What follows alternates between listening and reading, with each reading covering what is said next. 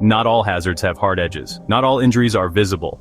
Some of the most dangerous conditions in a workplace don't show up on an inspection checklist or a hazard report. They show up in whispered jokes, subtle exclusions, public call-outs, and private silencing. And if left unchecked, they don't just hurt people mentally. They create a culture where physical safety begins to erode too. This is what happens when bullying and gaslighting are allowed to live in the walls of a workplace. Let's call it what it is: psychological violence. And it has no place in a culture that values safety. Now, some people hear the word bullying and picture schoolyards. But in the workplace, it looks different. It's a foreperson who constantly yells at apprentices, a manager who publicly mocks a worker in front of their team, a supervisor who gives the cold shoulder, leaves someone out of communication loops, or undercuts their confidence day after day. It's sarcastic comments disguised as jokes. It's assigning impossible deadlines to someone you don't like. It's changing expectations, then blaming the worker for failing to meet them. Gaslighting takes it even further. That's when someone denies your reality, tells you that what you experienced didn't happen, or worse, that it's your fault. Are you sure I said that? You're being too sensitive. Maybe you're just stressed. Over time, this erodes a worker's sense of clarity. They begin to second-guess everything. And that mental fog? That's dangerous on a job site. Let's look at a story. A maintenance tech at a mid-sized production facility in the UK started reporting faulty pressure valves that weren't being replaced, despite his repeated maintenance logs. When he raised the issue at a safety meeting, his supervisor said, "You worry too much. We've got bigger problems." Later, tasks were quietly taken away. He was assigned to night shifts alone. When he asked why, he was told, "We just thought you worked better solo." That same week, the pressure valve failed during a shift change. No one was hurt, but the unit had to be shut down for 48 hours. And when the report was filed, the supervisor claimed the tech had never logged the issue. That's gaslighting. That's retaliation. And it almost led to a disaster.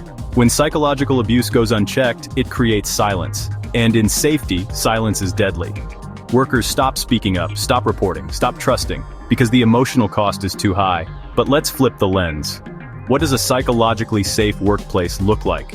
It's one where disagreements aren't punished, where raising a concern doesn't put a target on your back, where people can admit mistakes, ask questions, and say "I need help" without being ridiculed.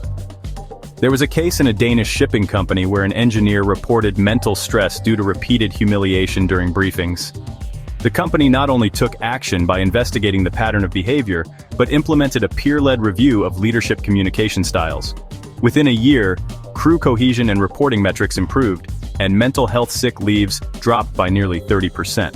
In New Zealand's construction industry, several companies adopted a peer-led, safe-to-speak model. Workers received training not just on physical hazards, but on recognizing and addressing bullying behavior. One site used traffic light color cards: green for safe, yellow for uncertain, and red for not okay. Workers could flash cards during toolbox talks or at the end of shifts to flag cultural issues without confrontation. It started as a trial. But within a year, the company saw a 40% increase in reported near misses and a sharp drop in interpersonal complaints. Why?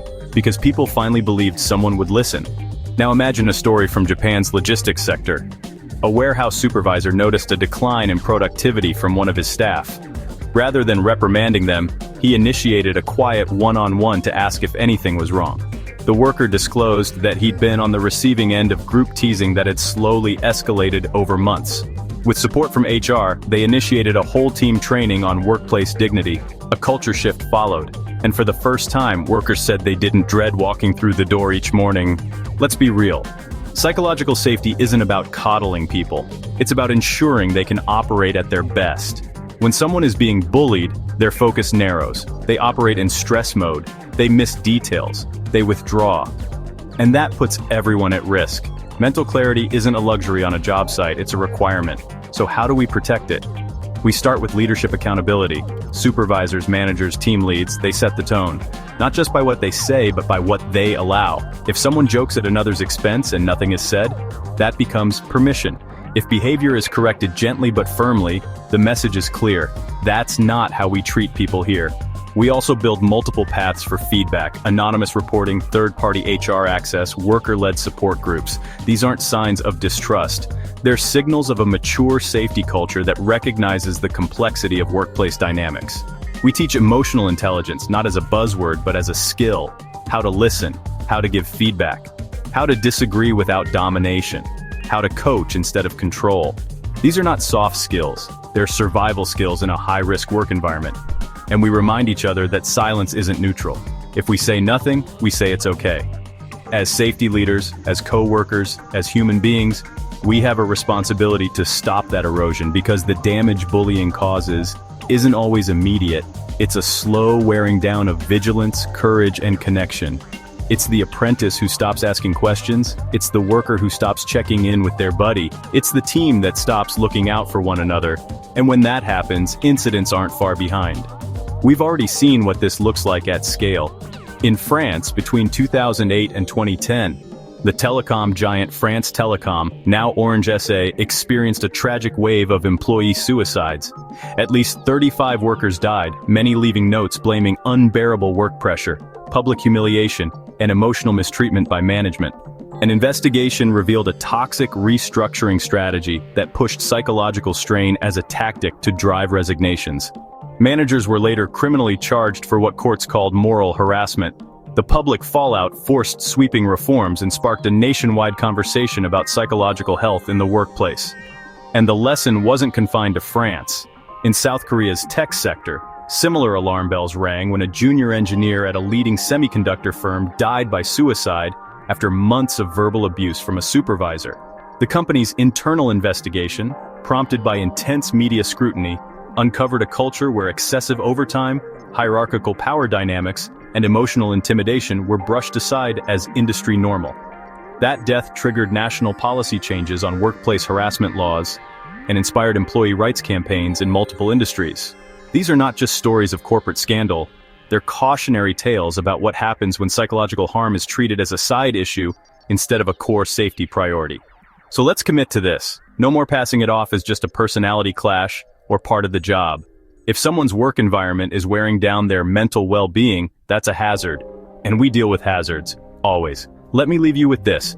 If your workplace only focuses on hard hats and hazard signs, but ignores the psychological terrain, you're only doing half the job. The injuries caused by bullying might not show up in the first aid log, but they show up in your incident reports, in your absenteeism, in your turnover, in your silence. So ask yourself, is your safety program protecting your people from all harm, or just the ones that are easiest to measure? And if someone told you they were being mistreated, would they walk away from that conversation feeling smaller or safer? Coming up in episode 6, we'll explore the power of peer support, how building a system of worker-to-worker mental health allies can transform your workplace from the inside out. Until then, speak up, stand beside, and make it safe for everyone to be human too.